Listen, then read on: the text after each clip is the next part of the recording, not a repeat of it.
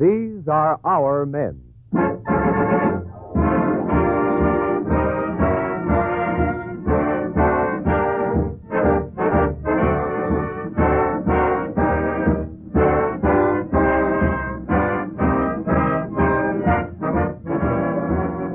The Parker Watch Company and its dealers throughout America dedicate this program to the United States Treasury Department for the sale of war bonds. With Robert Merrill as our special guest today, we proudly present the 12th in this series of dramatic programs, These Are Our Men.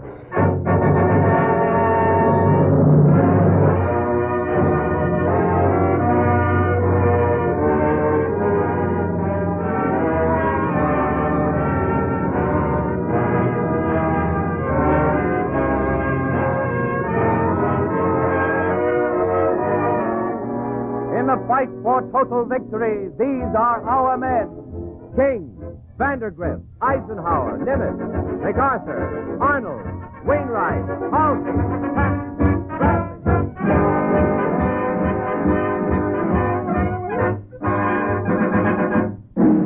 And these, too, are our men. Jones, Smith, Brown, Cohen, Riley, Poppet, Walensky, Snyder.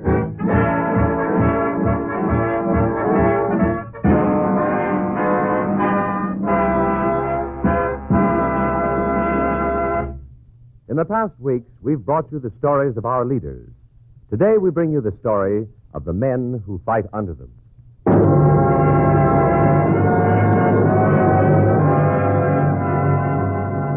Yes, you've heard the stories of the leaders.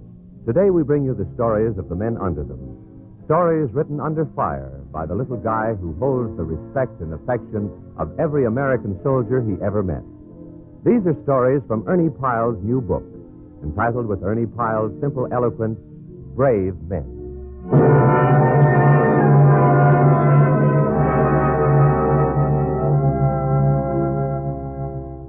What is it like before battle? What do they think about? Well, they're afraid.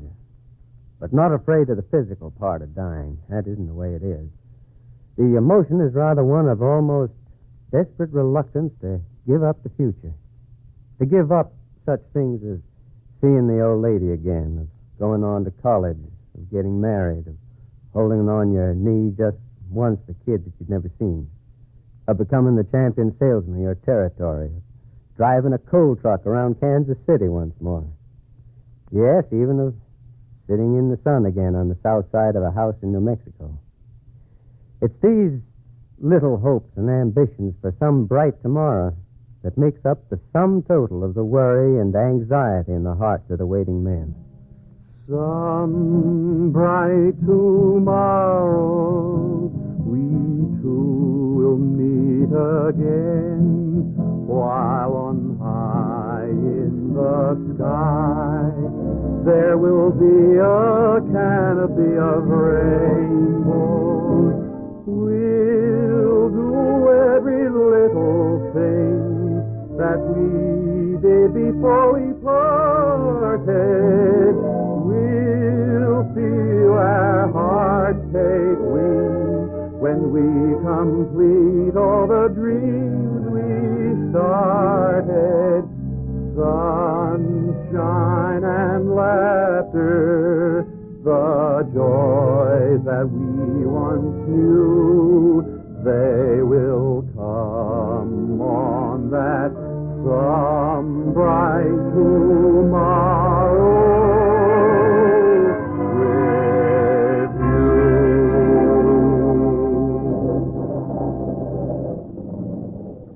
I don't think you can ever fully understand the ties that grow between men who live savagely together, relentlessly communing with death. They're ties of great strength.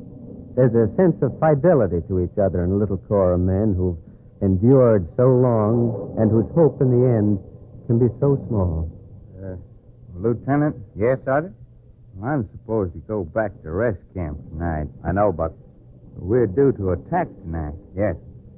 Lieutenant, well, I don't think I'd better go. I'll stay if you need me. Of course I need you, Buck. I always need you. But it's your turn. I want you to go. Well, I'd just as soon stay, sir. I know. But you're going. That's an order, Buck. Yes, sir. Oh, I can't leave my buddies. No, I can't leave my buddies. I'm a poor, lonesome cowboy and a long way from home. This was in Italy. Sergeant Buck, a cowboy from Idaho, came back to the little group of old-timers with whom I was standing. Well, you'd have thought he was leaving forever. Well, I guess I'll be going. Good luck to you all. Thanks, Buck. Get yourself a good rest. Yeah, I'll only be gone 5 days. Sure, you'll be back before you know it. Yeah? Well, so long, everybody. So long, Buck. Well, good luck. Thanks. Take me back to be near them. Take me back to be near them.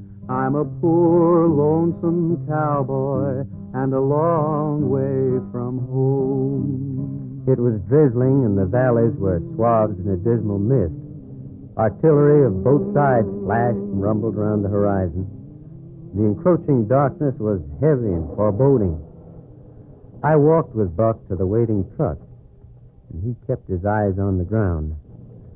I think he might have cried if he'd known how. Ernie, Yes, Buck? this will be the first battle I ever missed with this battalion. Yeah, I sure do wish him luck. they know that. I feel like a deserter.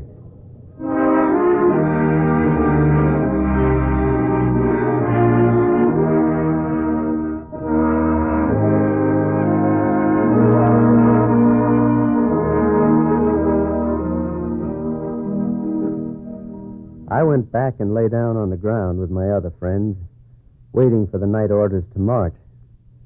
I lay there in the darkness, thinking, terribly touched by the great simple devotion of that soldier who was a cowboy.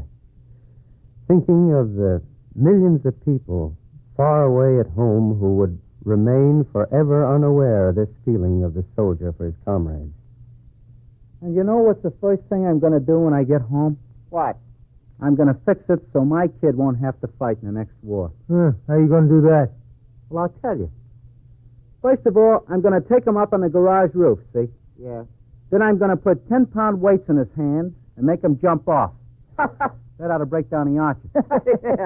Then I think I'll feed him a little ground glass every now and then to give him a bad stomach. That ought to make him 4F, all right. Yeah, and I'll make him read by candlelight to ruin his eyes. When I get through with him, he'll be double 4F. Joe, if I didn't know you so well, I'd say you don't like it over here. Oh, you know me better than that.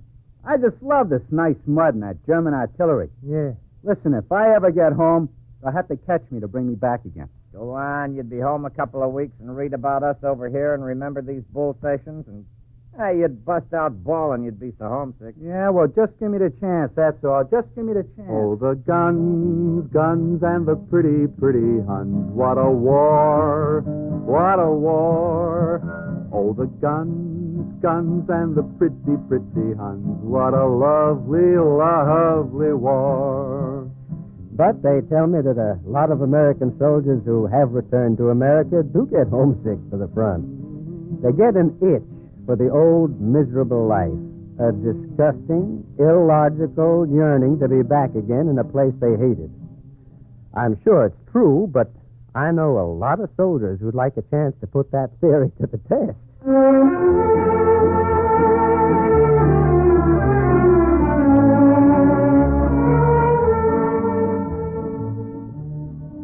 Behind me is a distinguished and unbroken record for being sick in every country I ever visited. I'd been in Sicily 5 days when I decided to get sick and get it over with. They established me in a clearing station and finally decided I had battlefield fever. Well, you don't die of that. You just think you will. Then, as I began to feel better, I became aware of the wounded and the dying men who are constantly being brought into the tent. I feel okay. I think I'm going to make it, Doc. Of course you will. You'll be all right. Oh, let me go. I can walk all right. Hey, you got beds here? Lord, how I want to go to bed. Oh, there's nothing wrong with me. You don't call that little scratch anything. Come on, let me out of here. You've got to take care of that wound, son. We're going to send you back to the hospital. I don't want to go to any hospital. I want to get back to my outfit. Well, you wouldn't do your outfit any good right now, son. You go on to the hospital. They've got some good-looking nurses there. I don't care about any nurses. I want to get back to where I belong. Now, take it easy, soldier. Just take it easy. It was flabbergasting to me to lie there and hear wounded men cuss and beg to be sent right back into the fight. Of course, not all of them did that. It depended on the severity of their wounds and their individual personalities, just as it would in peacetime. But the main impression that I got from all the wounded was their wonderful spirit and the thoughtful and attentive attitude of the men who cared for them. Well, eventually, after having indulged myself long enough to keep my sick record unblemished, I got back to the front. Frontline conversation covers almost every topic in the world. For $25, I'll eat a double-edged razor blade. Now, what you think of that? I wouldn't give you 2 bits. You can't do it anyway. You just put up $25 and I'll show you, and I'll let you examine the inside of my mouth afterwards. How do you do it? I just chew 'em up. I haven't got $25. Oh. Listen, you could all pitch in. I'll take a double-edged razor blade, chew her all up, and swallow her down. Now, what you say? Nah. Can you really do it, Sam? Why, sure I can, Ernie. I used to do it all the time before the war. I was offered a job in a carnival. That's so. Say, Ernie. Yeah? How about you putting up $25? No, Sam, I think I'll wait and see it for 2 bits at the carnival. Oh, it's worth $25 to see a guy eat a double-edged blade. Oh.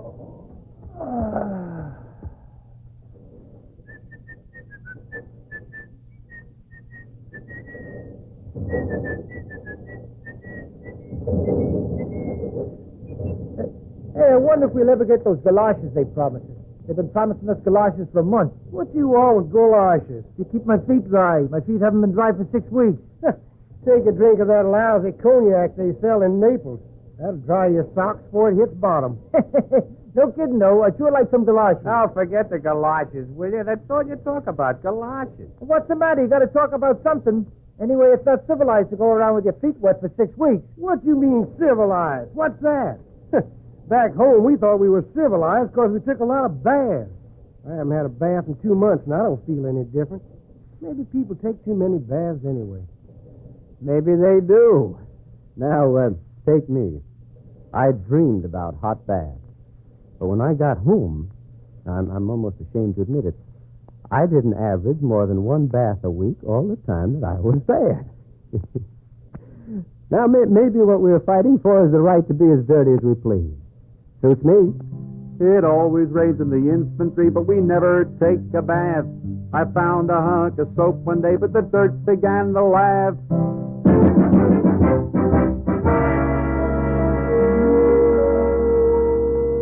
I took a walk along the historic coast of Normandy after D-Day. It was a lovely day for strolling along the seashore. Men were sleeping on the sand, some of them sleeping forever. Men were floating in the water, but they didn't know they were in the water, for they were dead. You know, on that beach lay expended sufficient men and mechanism for a small war. They were gone forever now. And yet, we could afford it. We could afford it because we had our toehold. Now we lie in the waters with the tanks and the mortars. We're poor lonesome soldiers and a long way from home. There were soldiers' packs, socks, shoe polish, sewing kits, Bibles, letters from home, snapshots of wives and sweethearts.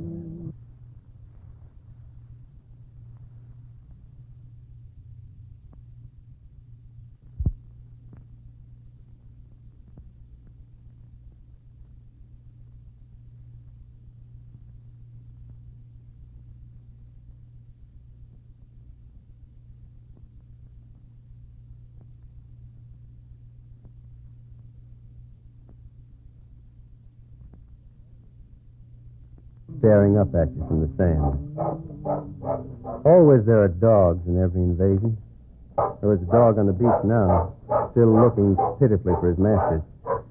He barked appealingly to every soldier who approached, trotted eagerly along with them for a few feet, and then, sensing himself unwanted, he'd run back to wait in vain for his own people at his own empty boat. Where the sand is our tombstone, where the water is our graveyard, where our bodies are like driftwood, we're a long way from home. The strong, swirling tides of the Normandy coastline shifted the contours of the sandy beach as they moved in and out. They carried soldiers' bodies out to sea, and later they returned them. They covered the heroes with sand, and then in their whims they uncovered them. I walked around what seemed to be a couple of pieces of driftwood sticking out of the sand, but they weren't driftwood. They were a soldier's 2 feet. The toes of his GI shoes pointed toward the land that he'd come so far to see, and which he saw so briefly. Why don't you tell them, Pyle? Why don't you tell them back home what it's really like? All they hear about is a lot of victories and glory stuff. They don't know that every time we advance, somebody gets killed. Why don't you tell them?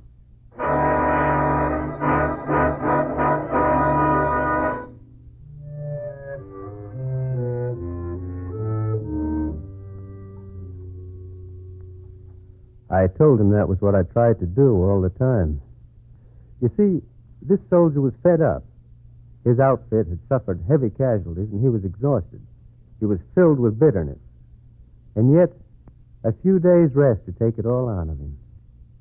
He didn't want any credit or glory for himself. He just wanted to be sure the folks at home realized that men were dying. Some folks at home keep thinking of steak, while the bullets they give us a bellyache. Hey, Mike, look out! Don't step on it! Oh, my gosh, a mine. Where? I don't see it. It's not a mine. Look, it's a little baby rabbit. A rabbit? Hey, don't ever do that again. I thought I was stepping on a mine. Say, he's a cute little fella. Huh? Yeah, he's cute. But look, Bill, don't ever do that again, see? Yeah.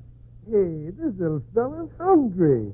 I'm going to take him back and get him some canned milk. You better leave it here. You can't be toting a rabbit around with you. Yeah, he's a cute little fella, isn't he?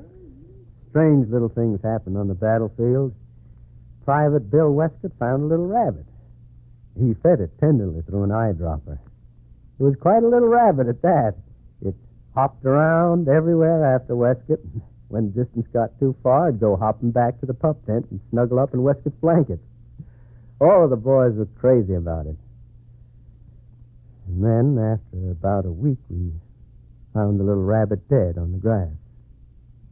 Private Westcott, whose own life was in the balance every day, felt awful bad about that little rabbit.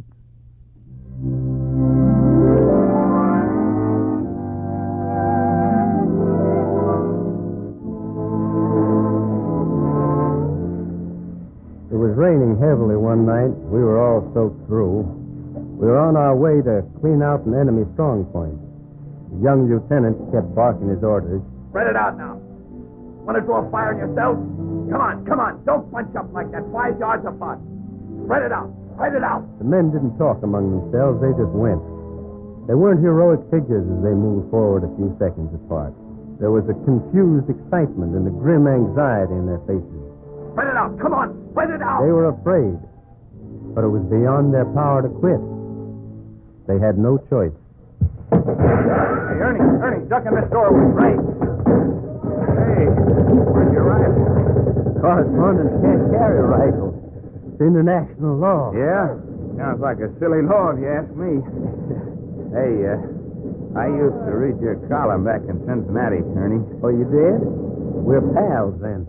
Ernie, could you put my name in? Well, the family had better big kick out of it. Well, sure. Here, let me get the name right. Here, you hold my helmet over the pad. Yeah. Thanks. All right, go ahead. Private First Class House Place. Cincinnati, Ohio. Yeah. Even with the bullets winding down the street, the soldiers were eager for me to get their names so that their folks back home would know they were in there. I ducked from one doorway to another, getting as many names as I could. Names of the actors in one little drama of the war, along the rain-soaked street of a French village. Oh, will you tell how I died in the infantry so everyone will know? Tell how I killed 100 men before they laid me low.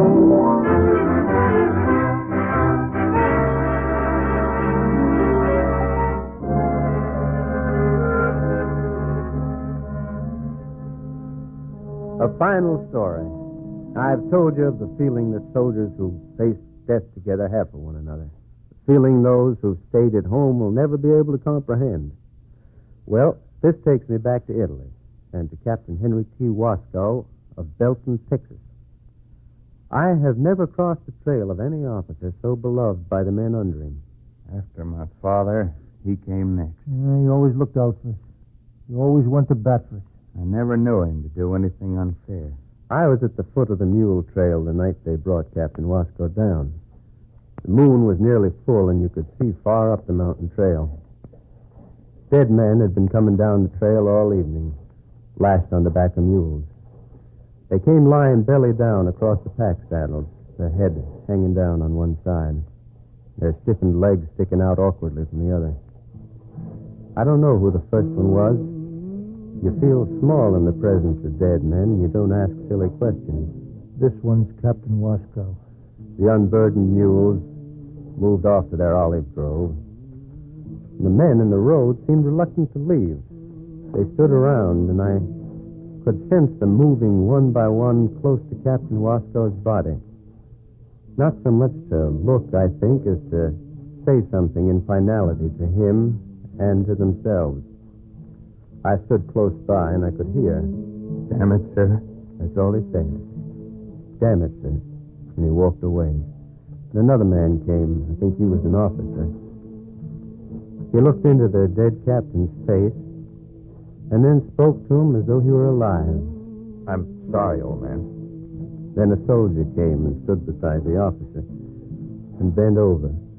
And he said very tenderly, I sure am sorry, sir. And then the first man squatted down and took the captain's hand. He sat there a full 5 minutes, looking into the dead captain's face. Finally, he put the hand down. He reached over and gently straightened the points of the captain's collar. And then he sort of rearranged the tattered edges of the uniform around the wound. And then he got up and walked away down the road in the moonlight, all alone.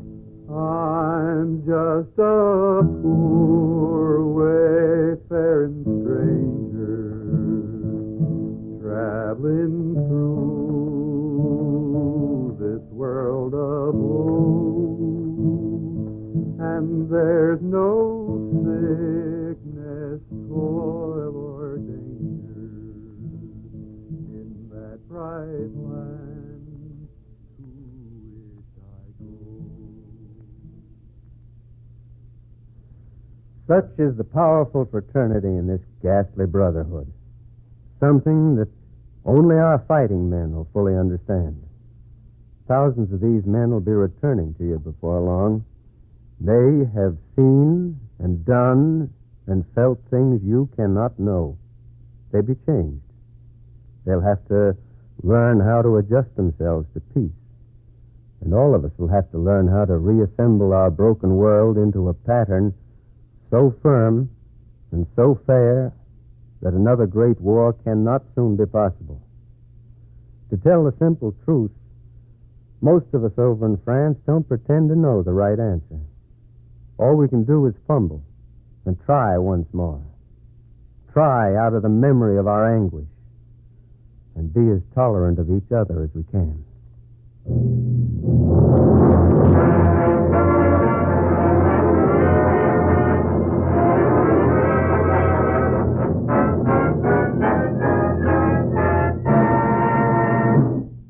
Thank you, Carl Swenson, for your fine portrayal of Ernie Pyle. Now the NBC and Victor Record singing star, a young man destined for brilliant new achievements in radio, the concert, and operatic fields, Robert Merrill. Well, thank you, ladies and gentlemen. I'm a singer. I'm not a speaker. I think on these programs you've heard all the reasons for buying every war bond you can possibly buy, even that war bond you can't afford. But perhaps I can sum it up and phrase it a bit differently if I sing a song for you. It was written by the conductor and composer of the music for These Are Our Men, Joseph Chernyavsky, and the lyrics are by Mr. A.I. Parker. It is called, as these programs are called, These Are Our Men.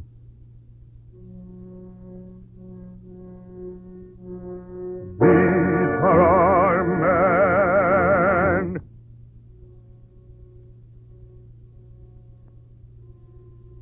These are our men. They'll fight for the right to be free beneath the sun. The price may be high, but the job must be done. No matter the price, till the victory is won. They'll give 'em the gun, so the foe's on the run.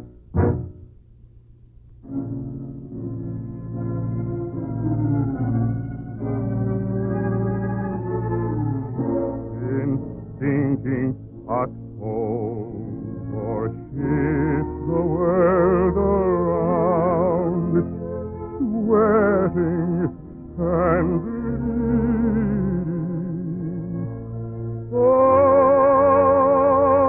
Someone never found. His lunch, Joe said they couldn't fight. It makes a difference when you know you're right. And keep on fighting till victory is won. It's up to us for all they have endured to remember that these are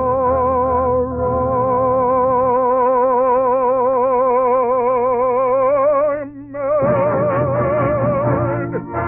These are our men.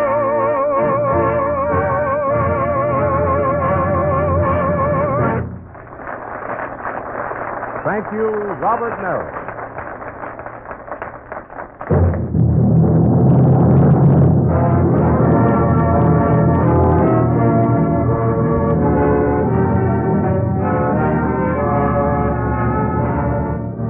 These are Our Men, featuring today a dramatization of Brave Men by Ernie Pyle, with Robert Merrill as our special guest, has been presented each Saturday by the Parker Watch Company and its dealers throughout America, but not to sell watches.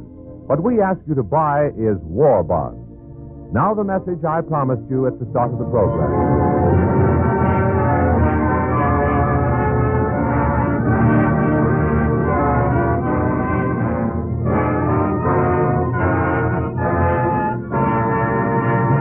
The message is this. The Parker Watch Company has prepared a brilliant book portfolio, a wonderful booklet in brilliant colors with the pictures and biographies of all the great American war leaders being dramatized on this series of programs. And in combination with it, a portfolio for the safekeeping of your war bonds, as well as a handy chart for recording the serial numbers of your bonds. For your copy, send 10 cents to cover cost of mailing and wrapping. Address your request to the Parker Watch Company, Post Office Box 14, New York 19, New York. Write today, enclose 10 cents in coin only, and mail to the Parker Watch Company, Post Office Box 14, New York 19, New York, for your copy of our combination book portfolio entitled These Are Our Men. With this program, we end this special series dedicated by the Parker Watch Company to the United States Treasury. Thank you for being with us these Saturday afternoons.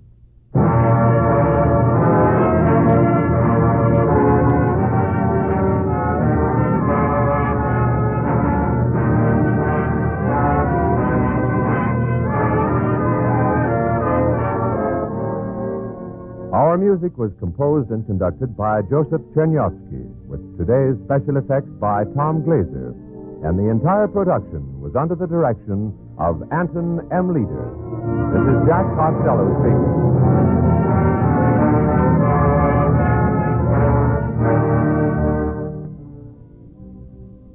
This is the National Broadcasting Company.